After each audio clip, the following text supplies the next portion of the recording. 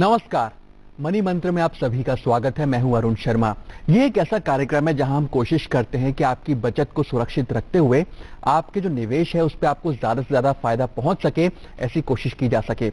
हर सप्ताह ये कार्यक्रम आपके लिए लेकर के आते हैं और आज हम इस बात पर कोशिश करेंगे कि जिस तरह से शेयर बाजार लगातार नई ऊंचाइयों को पार करते चले जा रहा है, ऐसे में म्यूचुअल फंड्स की तरफ लोगों का रुझान भी काफी ज्यादा बढ़ रहा है। लेकिन अगर आप म्यूचुअल फंड्स में निवेश करते हैं तो आपको किन बातों को ध्यान में रखना चाहिए। हाल ही में सरकार ने भारत 22 नाम के एक ईटीएफ का भी ऐलान किया है। आखिर इस भारत 22 ईटीएफ की क्या खास बात है, इसमें निवेश अगर आप करते हैं तो आपको कितना रिटर्न मिल सकता है, आपका जो निवेशित पैसा है उसको कहां लगाया जाता है, इन तमाम मुद्दों पर आज चर्चा करेंगे। फोकस इस बात पर रखेंगे कि म्यूचुअल फंड्स की जो तमाम कैटेगरीज हैं उसमें निवेश करने से आपको कितना फायदा होगा और कौन सी उम्र वालों को कौन सा म्यूचुअल फंड्स में एक तरह से अपने लिए सिलेक्ट करना चाहिए, इस पर भी आज हम चर्चा करेंगे। आप इस खास कार्यक्रम जो मनी मंत्र है में जुड़ सकते हैं। 2 हॉटलाइन नंबर आपके लिए खोल दिए गए जिस पे आप अगले आधे घंटे सवाल कर सकते हैं। आपको नंबर से रूबरू करा देते हैं। नंबर्स हैं 2309-7648 और दूसरा नंबर है 2309-7655। अगर आप दिल्ली के बाहर से कॉल कर रहे हैं तो 011 लगाना ना भूलें। साथ ही आपको आज के जो मेहमान हैं उनसे रूबरू करा देते हैं। हमारे साथ आज जुड़ रहे हैं अनिल चोपड़ा जो कि ग्रुप डायरेक्टर हैं बजाज कैपिटल के। सर, स्वागत है आपका। धन्यवाद अरुण। चलिए, तो चर्चा की शुरुआत करते हैं। इससे पहले देख लेते हैं कि जो भारत 22 का जो ऐलान किया गया, आपको बता दें कि वित्त मंत्री अरुण जेटली ने भारत 22 की शुरुआत की है जो कि एक ईटीएफ है। भारत में जो 22 या भारत 22 है ये 6 अलग अलग सेक्टर्स के 22 शेयरों में निवेश करेगा। आइए देखते हैं। New ETF, which is a substantial announcement that I want to give you, is that a Bharat 22 ETF has been created.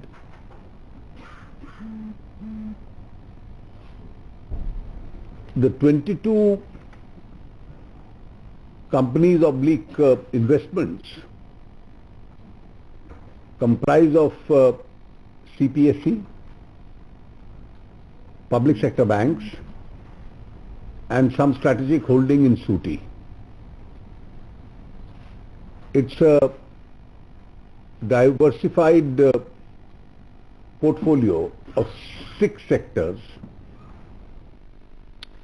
तो ये तो भारत 22 का एक तरह से ऐलान किया वित्त मंत्री अरुण जेटली ने, लेकिन क्या कुछ खास बात है इस ईटीएफ की, इसको समझने की कोशिश करते हैं। चोपड़ा साहब, समझना चाहेंगे, भारत 22 का ऐलान हो गया, क्या खास है इस ईटीएफ को अगर समझने की कोशिश करें। देखिए, सब लोगों की कोशिश रहती है कि अपने पोर्टफोलियो को डाइवर्सिफाई करें और पोर्टफोलियो में कुछ बड़े बैंक्स हों, कुछ जो गवर्नमेंट के पीएसयूज हैं उनके शेयर्स हों।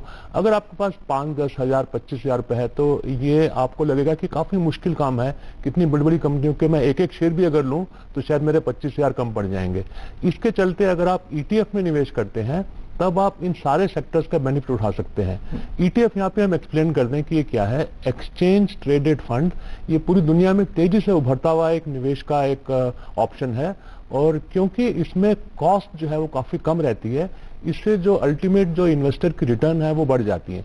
जैसे कि आप एक्सचेंज में शेयर्स की खरीद फरोख्त कर सकते हैं, इसी तरह से ही आप ईटीएफ्स को भी डेली स्टॉक एक्सचेंज में बेच सकते हैं, खरीद सकते हैं। तो ये इसमें बहुत लिक्विडिटी हाई रहती है। और जैसे कि अभी आपने देखा कि वित्त मंत्री ने अनाउंस किया कि जो भारत 22 का मतलब है कि ये नहीं है कि 2022 का मतलब है कि 22 ऐसी कंपनियों में निवेश जाएगा आपका जो कि चुनिंदा हैं। जैसे कि हम आपको कुछ नाम बताएं, अगर इसमें इंडियन ऑयल भी है, इसमें ओएनजीसी भी है, इसमें लार्सन एंड टूब्रो भी है, इसमें स्टेट बैंक ऑफ इंडिया भी है। तो आप सोचिए कि आप अपने थोड़ी सी रकम से इन सारी बड़ी बड़ी कंपनियों के हिस्सेदार बन जाएंगे, तो इससे ज्यादा क्या बेहतर विकल्प हो सकता है। और आप इससे कभी भी निकल सकते हैं क्योंकि ये एक्सचेंज ट्रेडेड फंड है। तो आप आज निवेश करके इसको 1 महीने के बाद, 1 साल के बाद कभी भी निकल सकते हैं जी। लेकिन हम सब दर्शकों को ये सुझाव देना चाहेंगे क्योंकि ये एक इक्विटी ओरिएंटेड ईटीएफ है, आपका जो टाइम होराइजन है वो लंबा होना चाहिए, कम से कम 6-7 साल का। और एक साथ ये भी बता दें कि जो इससे पिछली जो सरकार की कोशिश रही थी ईटीएफ को लॉन्च करने की, जब करीब 1 साल पहले लॉन्च हुआ था सीपीएसई ईटीएफ, तो उसकी जो रिटर्न रही हैं वो काफी काबिल तारीफ रही हैं। उसमें लोगों को 22% की रिटर्न मिली है, जबकि सेंसेक्स ने उसी दौरान 18% की रिटर्न दी है।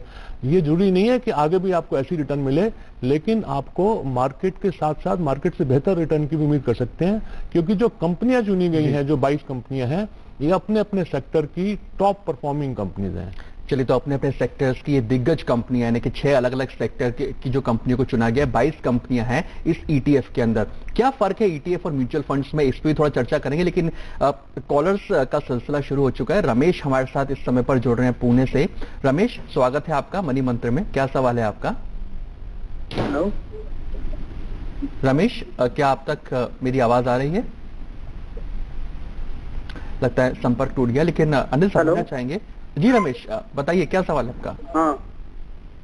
हाँ जी, मैं म्यूचुअल फंड में इन्वेस्टमेंट करता हूँ। जी हाँ, मैं म्यूचुअल फंड में इन्वेस्टमेंट करता हूँ, 12,000 रुपये पर मंथ के हिसाब से लगाता हूँ। जी, और ये 12,000 रुपये पर मंथ के हिसाब से लगाता हूँ पिछले 2013 से। ठीक है। तो मुझे इसका फ्यूचर जानना है कि मुझे इसमें इन्वेस्टेड रहना है कितने साल तक। कौन सा म्यूचुअल फंड है आपका? Reliance equity opportunistic fund, Reliance HDFC mid cap opportunistic fund, SBI blue chip. ठीक है, ठीक है। तो ये 12,000 आप इन तीनों में डिवाइड करके लगाते हैं, मतलब कुछ पैसा रिलायंस अपॉर्चुनिटी में, कुछ HDFC मिड कैप में और कुछ SBI ब्लू चिप में, यही कहना चाहते हैं?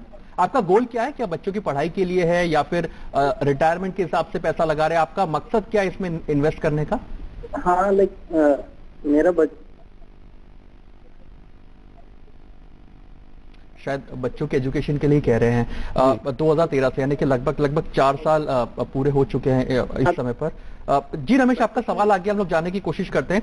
3 फंड है, रिलायंस अपॉर्चुनिटी है, HDFC मिड कैप है, SBI का ब्लू चिप है, 12,000 निवेश कर रहे हैं। एजुकेशन के लिहाज से कितना ठीक होगा? 12,000 इस समय पर लगा रहे हैं। हाँ देखिए, रिलायंस इक्विटी अपॉर्चुनिटीज भी एक लार्ज कैप डिवर्सिफाइड फंड है, SBI ब्लू चिप भी लार्ज कैप फंड है और HDFC मिड कैप एक मिड कैप फंड है। तीनों ही अपनी अपनी कैटेगरीज में ये टॉप नॉच यानी कि बेस्ट क्वार्टाइल फंड्स में आते हैं। और हमने फोन पे इनके बच्चे की आवाज भी सुनी, तो लगता है कि इनके छोटे बच्चे हैं और ये उनके फ्यूचर के लिए जोड़ रहे हैं। तो अभी सिर्फ इनको 4 साल हुए हैं, तो इनको ये नहीं देखना चाहिए कि कब उसमें से निकल जाएं। इनको चाहिए कि 12,000 की रकम को और बढ़ाएं, अगर ये बढ़ा सकते हैं। जैसे जैसे इनकी जिंदगी आगे बढ़ेगी, इनकी तरक्की होगी, लाइफ में इनको प्रमोशन मिलेंगे, इनको इंक्रीमेंट्स मिलेंगे, तो ये 12,000 को बढ़ा के 15,000 20,000 अपनी क्षमता के अनुसार करें। और जब बच्चे इनके बड़े हो जाएंगे 17-18 साल के, उनकी एजुकेशन के लिए, उसके बाद उनकी शादी के लिए इनको पैसा चाहिए होगा, तो भविष्य जो है काफी सुनहरा है। और हमने जो दूसरी बात करी पीछे ये ETF की, उसमें भी ये कुछ पैसा लगा सकते हैं। लेकिन अनिल, यहाँ पे जैसे इनके पास 2 लार्ज कैप्स है, 1 मिड कैप है जी। अमाउंट अगर अभी ये ना बढ़ा सके तो क्या फंड स्विच ओवर करने की सलाह देंगे कि लार्ज कैप से मिड कैप की तरफ जाएं, या फिर आपको लगता है फंड अच्छे खासा इसमें निवेश करके थोड़ा बहुत पैसा इसी में बढ़ाया जा सके? नहीं, मेरे हिसाब से ये एक बहुत अच्छा उदाहरण है अपनी एसेट एलोकेशन का, क्योंकि हमारी सलाह ये रहती है कि 40% पैसा आपका लार्ज कैप में होना चाहिए, 20% होना चाहिए मिड कैप में, ठीक है, 20% फ्लेक्सी कैप में, और बाकी जो 20% है वो ETF टाइप की स्कीम्स में या जो कॉन्ट्रा फंड है वैसे होनी चाहिए। तो हमेशा ज्यादा पैसा जो है आपका लार्ज कैप में ही रहना चाहिए। उस हिसाब से इनका जो एलोकेशन है वो अच्छी है। फंड एलोकेशन एक तरह से जो भी इन्होंने किया है, काफी बेहतर एक तरह से डाइवर्सिफिकेशन किया है। एक कॉलर ले लेते हैं, उसके बाद एक छोटा सा ब्रेक लेंगे। प्रदीप का सवाल ले लेते हैं, कोटा से हमारे साथ जुड़ रहे हैं। प्रदीप, क्या आप हमारे साथ हैं इस समय पर? हाँ जी सर। जी, अपना सवाल कर सकते हैं प्रदीप। Good morning sir. हाँ, मॉर्निंग, बताइए। सर, मैं ये कहना चाह रहा था कि मैं म्यूचुअल फंड में काफी टाइम से इन्वेस्ट कर रहा हूँ, और मैं जनरली क्या है कि एक एग्रेसिव नेचर का हूँ, तो मेरे सारे जो इन्वेस्टमेंट है वो स्मॉल और मिड कैप में है। ठीक है। और मैं सर से जनरली सब राय देते हैं लार्ज कैप में, लेकिन मेरे को अच्छे रिटर्न मिले हैं और मैं थोड़ा सा एग्रेसिव नेचर का हूँ, इसलिए ठीक है। मैं सर से ये जानना चाह रहा था कि मैंने हाल ही में एक बैंकिंग एंड फाइनेंशियल में बिरला में स्टार्ट किया और एक फार्मा फंड में। स्पेशली मेरा क्वेश्चन फार्मा फंड को लेके, सब एक्सपर्ट्स मना कर रहे हैं, लेकिन मैं चाह रहा हूँ कि ये इतना नीचे पे, इससे नीचे क्या जाएगा, तो मेरा व्यू 5 साल का है। थोड़ा इस पर थोड़ा मेरे को बताएं।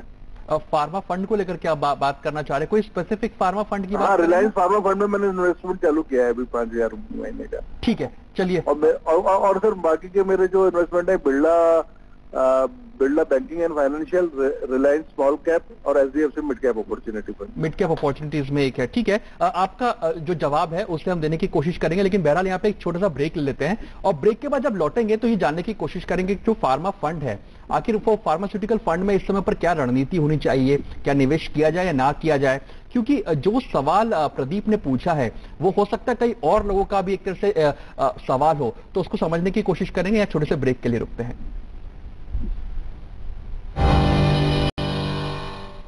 स्वागत है एक बार फिर से मनी मंत्र में। और ब्रेक पे जाने से पहले प्रदीप ने अपना सवाल किया था कोटा से, जो कि फार्मा फंड को लेकर के जानना चाह रहे थे। अनिल, क्या कुछ रवैया इस समय पर रहना चाहिए जहां तक फार्मा फंड्स की अगर बात की जाए? देखिए, इनके टोटल प्रश्न दो भाग में है। एक तो इन्होंने बोला कि इन्होंने ऑलरेडी काफी इन्वेस्टमेंट स्मॉल और मिड कैप में कर रखा है, तो ये खुद ही जानते हैं कि ये एक हाई रिस्क हाई रिटर्न एक रणनीति अपना रहे हैं, जिसमें रिस्क भी ज्यादा है लेकिन इनको रिटर्न भी ज्यादा मिल सकता है। और जैसे कि हम सब ने देखा कि पिछले 1-2 साल में स्मॉल और मिड कैप में अच्छा खासा उछाल आया, लेकिन ये हमेशा ऐसे नहीं रहता है। इसलिए हम सलाह देते हैं कि आप अपने पोर्टफोलियो को बैलेंस रखिए, उसमें 40% कम से कम लार्ज कैप रखिए और 20% रखिए मिड कैप और स्मॉल कैप, फिर फ्लेक्सी कैप रखिए जिसमें फंड मैनेजर जब चाहे वो बदल सके लार्ज कैप से मिड कैप और वापस। और जो लास्ट 20% है वो थीमेटिक फंड्स होना चाहिए, जिसमें कि फार्मा फंड भी इंक्लूडेड है। तो फार्मा फंड पहली चॉइस नहीं होनी चाहिए, क्योंकि वो एक सेक्टोरल फंड है। सेक्टोरल फंड में सबसे ज्यादा हाई रिस्क को हाई रिटर्न आता है, क्योंकि एक सेक्टर पे डिपेंड करता है। और फार्मा सेक्टर पे अभी हमने जैसे देखा कि सरकार की भी जो नीति है उसमें मेडिसिन की प्राइसेस को कम करने की कोशिश की जा रही है लगातार। ऐसे भी बात हुई कि जेनरिक ड्रग्स को प्रेस्क्राइब करने की भी लॉ बन सकता है। इसके चलते फार्मा कंपनीज के जो प्रॉफिट्स हैं वो अंडर प्रेशर रहेंगे। तो ये हम चाहेंगे कि जो भी इसमें निवेश करें वो सोच समझ के करें और अपने कुल जमा पोर्टफोलियो का 5 से 10% से ज्यादा कभी भी एक पर्टिकुलर सेक्टर फंड में नहीं लगाएं। चलिए, तो उम्मीद करते हैं कि आपकी जो उलझन है वो सुलझ गई होगी। एक छोटा सा मेल लेने की कोशिश करते हैं। ईमेल के जरिए एक सवाल कमलेश ने हमें भेजा है। कमलेश ये कहते हैं कि I need to create a corpus of 1 crore after 15 years. I can invest 30,000 monthly, suggest some of the mutual funds. 30,000 महीने का और 1 करोड़ का कॉर्पस 15 साल के अंदर, क्या पॉसिबल है? ये काफी पॉसिबल है, क्योंकि 30,000 रुपए महीने से साल का 3,60,000 हो जाता है और 15 साल में तकरीबन वो 54 लाख रुपए हो जाता है। तो 54 लाख का बढ़ के 1 करोड़ हो जाना काफी पॉसिबल है, अगर हमारी जो इकोनॉमी की रफ्तार चलती रही 7-8% से और कॉर्पोरेट वर्क की जो अर्निंग्स हैं वो 15-16% से बढ़ती रही, तो ये काफी पॉसिबल है। उसके नजदीक तो पहुंची जाएंगे, 1 करोड़ नहीं तो 90 लाख तक तो पहुंची जाएंगे। म्यूचुअल फंड सजेस्ट करेंगे किस जी, तरह से? जैसे कि हमने पहले बताया कि इन्होंने जो 30,000 रुपए इन्वेस्ट करना है, हम इनको सलाह देंगे कि ये 5-5 हजार रुपए की 6 सिपें करें और वो डिफरेंट डाइवर्सिफाइड हो। 2 सिप्स तो करें ये लार्ज कैप फंड में, जिसमें आईसीआईसी प्रूडेंशियल का टॉप 100 फंड हो सकता है, डीएसपी ब्लैक रॉक का टॉप 100 फंड हो सकता है, या एचडीएफसी का टॉप 200 फंड हो सकता है। और दूसरे जो करें वो करें ये मिड कैप फंड में, जिसमें एचडीएफसी मिड कैप अपॉर्चुनिटीज है, या आईडीएफसी प्रीमियर इक्विटी फंड्स है, या रिलायंस ग्रोथ फंड है। फिर ये करें फ्लेक्सी कैप फंड में, जिसमें एचडीएफसी इक्विटी फंड आ सकता है। और लास्ट की जो 2 सिपें हैं उसमें ये एक कर सकते हैं कोई कॉन्ट्रा फंड या स्पेशल सिचुएशन फंड या इंटरनेशनल इक्विटी फंड। इस तरीके से अगर ये बांट के अपने 30,000 रुपए को 6 सिपों में करेंगे और अलग अलग एएमसी चुनिए, एक ही एएमसी में नहीं लगाइए सारा पैसा। एएमसी मतलब एसेट मैनेजमेंट कंपनी है, म्यूचुअल फंड। आप रिलायंस में भी लगाएं, आईसीआईसी प्रूडेंशियल में भी लगाएं, एचडीएफसी में भी लगाएं, बिरला में भी लगाएं और डिफरेंट कैप्स में लगाएं और लगातार पेशेंस के साथ उसको कंटिन्यू करें अपने इन्वेस्टमेंट को, तभी आप अपने गोल पे आराम से पहुंच पाएंगे। और हो सकता है कि जैसे मैंने पहले भी बोला कि अभी 30,000 पे आप जोड़ना चाहते हैं, हो सकता है 2-3 साल के बाद ही 30,000 को बढ़ा के आप 40,000 कर पाएं, फिर तो डेफिनेटली आपका 1 करोड़ का लक्ष्य पूरा हो जाएगा। चलिए, इसी बीच हमारे साथ शशि जुड़ रहे हैं। शशि हमारे साथ न्यूजीलैंड से जुड़ रहे हैं। शशि, स्वागत है आपका मनी मंत्र में। क्या सवाल है आपका? धन्यवाद। मेरा सवाल यह है कि मैंने जब यहाँ आने से पहले सन 2007 में मैंने म्यूचुअल फंड में 1 लाख रुपए इन्वेस्ट किया था। हाँ। और उसकी कंडीशन ये थी कि उसके साल भर बाद 1 लाख और किस्त देंगे, उसके साल भर बाद 1 लाख और किस्त देंगे। लेकिन क्योंकि मैं यहाँ आने के बाद ठीक है ऐसी कुछ स्थिति बनी कि वापस नहीं जा पाया मैं। ठीक है, तो क्या होगा? और 2017 में वो मिलना था मुझे। ठीक है, 2017 में मैच्योर होना था वो। हाँ। तो क्या उसका जो, क्योंकि मैंने 2 किस्त नहीं अदा की, तो क्या होगा उसका? मुझे मिलेगा कि क्या होगा? आपने नाम क्या बताया? अपना नहीं, अपना नहीं, जो कौन फंड का, स्कीम में? स्कीम का नाम पूछ रहे हैं। स्कीम का नाम क्या है जिसमें आपने निवेश किया था?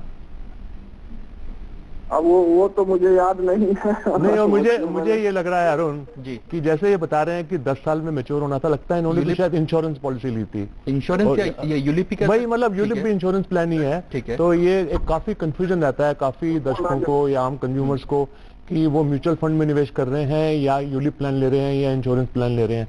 तो अगर इन्होंने 2007 में कोई प्लान शुरू किया था और 2017 में मैच्योर होना था, तो अगर तो यूलिप था तो उनको हर साल उसमें प्रीमियम भरना था। और पता नहीं इन्होंने कितने साल तक उसका प्रीमियम दिया। अगर तो उन्होंने लगातार प्रीमियम दिया है तो अब मैच्योरिटी पे इनको पैसा वापस मिलेगा और उसकी रिटर्न डिपेंड करेगी कि वो किस टाइप के फंड में उन्होंने उस इंश्योरेंस कंपनी ने निवेश किया। जो रिटर्न आपकी कुछ भी हो सकती है, 6% से लेकर 16% के बीच में।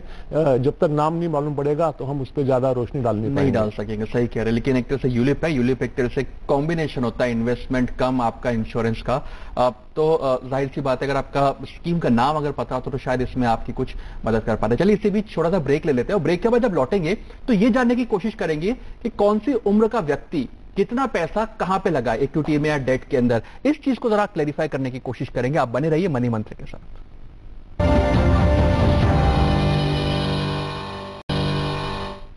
एक बार फिर स्वागत है आपका मनी मंत्र में। और कई सारे सवाल आ रहे हैं और ईमेल के माध्यम से अगला सवाल हमें नयन ने भेजा है। नयन का सवाल लेने की कोशिश करते हैं।